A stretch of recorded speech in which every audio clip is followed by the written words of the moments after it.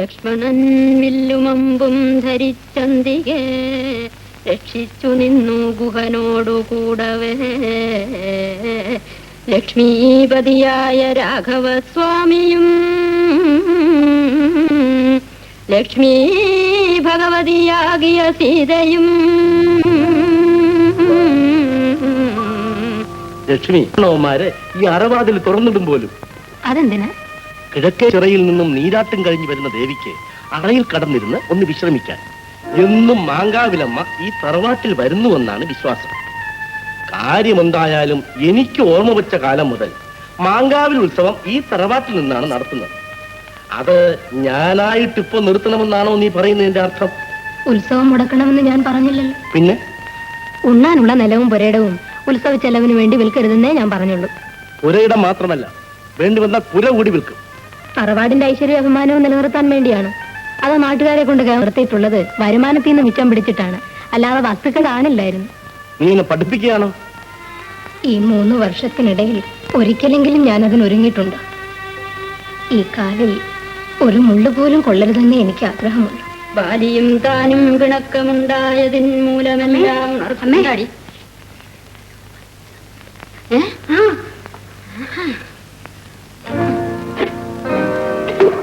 ഞാൻ ഇവിടെ വരുന്ന കാലത്ത് എന്തുമാത്രം വസ്തുക്കൾ ഉണ്ടായിരുന്നു. ഉത്സവ ചെലവിനെന്ന് പറഞ്ഞ് അതിൽ എത്ര എണ്ണമാണ് സ്വാമിക്ക് തീരെഴുതിയത്, എത്ര പത്തായങ്ങൾ വിറ്റു. നെല്ലല്ലാതെ പത്തായം വിൽക്കുന്ന തറവാട് വല്ലയിടത്തും ഉണ്ടോ? എടീ, ഈ തറവാട് എന്റേത് മാത്രമല്ല, എനിക്കൊരു അമ്മയും അനുജനും സഹോദരിയുമുണ്ട്. അവരുടെ ഇഷ്ടാനിഷ്ടങ്ങൾ കൂടി നോക്കാൻ കടപ്പെട്ടവനാണ് ഞാൻ. ആ കടപ്പാടിന്റെ പേരിൽ എല്ലാം വിറ്റു തീർക്കണമെന്നാണ്. ഈ കുടുംബം നശിക്കാതിരിക്കേണ്ടത് എന്റെയും കൂടെ ആവശ്യമാണ്. അതുകൊണ്ട് ഞാൻ പറഞ്ഞതേ ഉള്ളൂ. എന്തൊക്കെ ആയാലും ഞാൻ ജീവിച്ചിരിക്കുന്നിടത്തോളം കാലം മാങ്കാവിൽ ഉത്സവം ഈ കുടുംബത്തിൽ നിന്ന് നടത്തും. ആ വസ്തുക്കൾ ഇനിയും കുറെ ബാക്കിയുണ്ടല്ലോ. ആകട്ടെ, എല്ലാം വിറ്റു തീർന്നാൽ പിന്നീട് ഉത്സവം നടത്താൻ എന്ത് ചെയ്യും? അത് പിന്നീടുള്ള കാര്യമല്ലേ. അച്ഛൻ ഉത്സവം നടത്തി വഴിയാധാരമായി പോയെന്ന് പറഞ്ഞ് എന്റെ വയറ്റിൽ കിടക്കുന്ന കുഞ്ഞ് നാട്ടിലെ ഓരോ പടിക്കലും ചെന്ന് കൈനീട്ടേണ്ടി വന്നാൽ അന്ന് അതിനൊരു പ്ലാവില കഞ്ഞി കൊടുക്കാൻ എത്ര പേരുണ്ടാവും? എന്താണെന്നും മിണ്ടാത്തത്? ലക്ഷ്മി, നീ എന്നെ തിരുത്താൻ നോക്കണ്ട, അതെനിക്ക് ഇഷ്ടമല്ല. ഞാൻ വേണ്ട, ഒന്നും പറയണ്ട. നീ എന്നെ കടിഞ്ഞാണിട്ട് നിയന്ത്രിക്കാൻ ശ്രമിക്കരുത്. അങ്ങനെയല്ല നിന്നെ ഞാൻ കൊണ്ടുവന്നത്.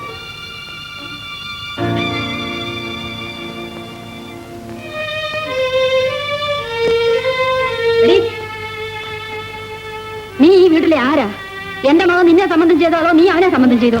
അമ്മേ, ഈ വീട്ടിലെ പെണ്ണുങ്ങളൊന്നും ഇന്നുവരെ ആണുങ്ങളുടെ മുഖത്ത് നോക്കി മറുത്തൊരു വാക്ക് പറഞ്ഞിട്ടില്ല. നിനക്കറിയാമോ?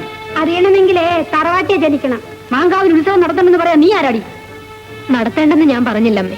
എന്റെ അമ്മയെ കള്ളത്തരം പറയുന്നത് കേട്ടോ. മാങ്കാവിലമ്മ കുടിയിരിക്കുന്ന തറവാടാ ഇത്. കണ്ട് എരപ്പാളൊക്കെ വന്നു കയറി കുടുംബത്തിന്റെ ഐശ്വര്യം മുഴുവൻ കെടുത്തു.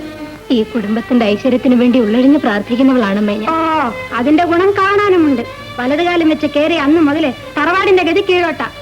ശാരദേ, കുറച്ചുകൂടി അന്തസ്സോടെ സംസാരിക്കും. എടി, നീ അവളെ അന്തസ്സൊന്നും പഠിപ്പിക്കണ്ട കേട്ടോ. അവൾക്ക് വേണ്ടതെല്ലാം ഞാൻ പഠിപ്പിച്ചിട്ടുണ്ട്. അമ്മേ, ആർക്കും വിഷമം വരത്തക്ക രീതിയിൽ ഈ കുടുംബത്തെ കുറിച്ച് ഞാൻ ഒന്നും പറഞ്ഞില്ല. മാങ്കാവിൽ ഉത്സവം ഈ കുടുംബത്തിലെ കാര്യമാ. അല്ല, ഉത്സവം നാട്ടുകാരുടെയാണ്.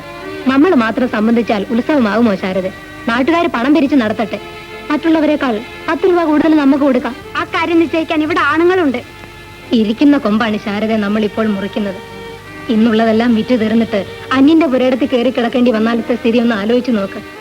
കഷ്ടിച്ച് കഴിയാനുള്ള മുതൽ മാത്രമേ ഇന്ന് നമുക്ക് കൈവശമുള്ളൂ.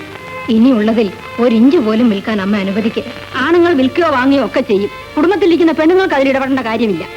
നല്ല കാര്യങ്ങൾ ചൂണ്ടിക്കാണിക്കുന്നതിൽ എന്താണ് എന്നെ തെറ്റ്? നശിക്കാതെ കിടന്നാൽ എല്ലാവർക്കും നല്ലതല്ലേ? നീയായിട്ട് നശിപ്പിക്കാതെ വരുന്നതിന് മുമ്പല്ലേ കായൽ നിലവും ചിറയും എഴുതി വിട്ടത്? അതിന് നിങ്ങളുടെ അച്ഛൻ തേടിയ മുതലൊന്നുമല്ലല്ലോ ശാരദേ. ഇതിന് ഞാൻ മറുപടി പറഞ്ഞാൽ കുറച്ച് കൂടിപ്പോകും. ആ കതിരെ കൊണ്ട് വളം വെച്ചിട്ട് കാര്യമില്ലല്ലോ. കേട്ടോ അമ്മ അവര് പറഞ്ഞു വെച്ചത് അമ്മയുടെ വളർത്തു ദോഷാണെന്ന്. നീ അത്രയ്ക്കായോ?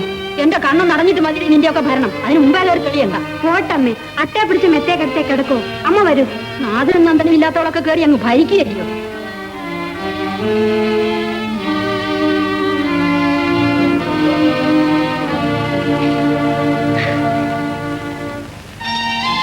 ഞാൻ പോയി ചോറ് വിളമ്പട്ടെ.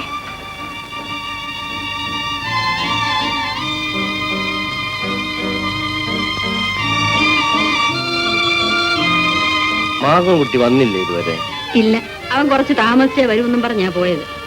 അവൻ എവിടെ പോയമ്മേ? ഉത്സവത്തിന്റെ കാര്യങ്ങൾ ആലോചിക്കാനെന്നും പറഞ്ഞ് കേളുനായരും അവനും കൂടെ വിളക്ക് വെച്ച് കഴിഞ്ഞപ്പോഴാണ് ഇവിടെ നിന്ന് ഇറങ്ങിയത്. അനിയും വരാൻ താമസിക്കുമായിരിക്കും.